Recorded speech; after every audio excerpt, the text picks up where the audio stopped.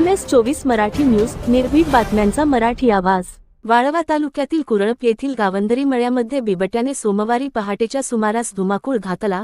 या हल्ल्यात शेतकरी सुभाष बाळासाहेब पाटील यांच्या 2 लहान करडांचा, एक पाठ व एक पालवे, जागीच मृत्यू झाला असून अन्य एक करडू गंभीर जखमी झाले आहे।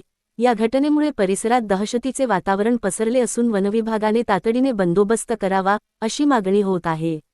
मिळालेल्या माहितीनुसार सुभाष पाटील यांचे गावालगतच घर व शेड आहे।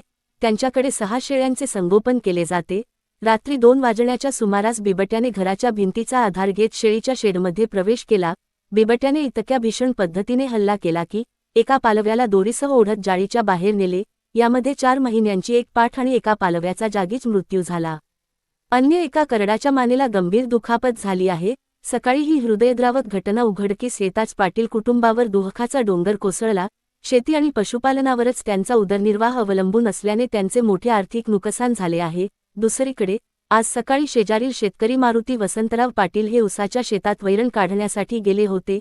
यावेळी त्यांना जवळच बिबट्याच्या गुरगुरण्याचा आवाज ऐकू आला। सावधगिरी बाळगत त्यांनी तिथून पळ काढल्याने मोठा अनर्थ टळला। मात्र यामुळे कुरळप गावंदरमळा परिसरात बिबट्याचा वावर असल्याचे स्पष्ट झाले असून शेतकऱ्यांमध्ये भीतीचे वातावरण आहे। या घटनेची माहिती मिळताच वनविभागाच्या पथकाने रेस्क्यू टीम सोबत घटनास्थळी धाव घेतली। मृत जनावरांचा पंचनामा करण्यात आला असून नुकसान भरपाई देण्याची प्रक्रियाही सुरू करण्यात आली आहे। रात्रीच्या वेळी बिबट्याने थेट घराला लागून असलेल्या शेडमध्ये शिरून हल्ला केला। कष्ट करून वाढवलेली जनावरे डोळ्यादेखत गेल्याने मोठे नुकसान झाले आहे। वनविभागाने या बिबट्याचा बंदोबस्त करावा, अशी मागणी शेतकरी सुभाष पाटील यांनी केली आहे।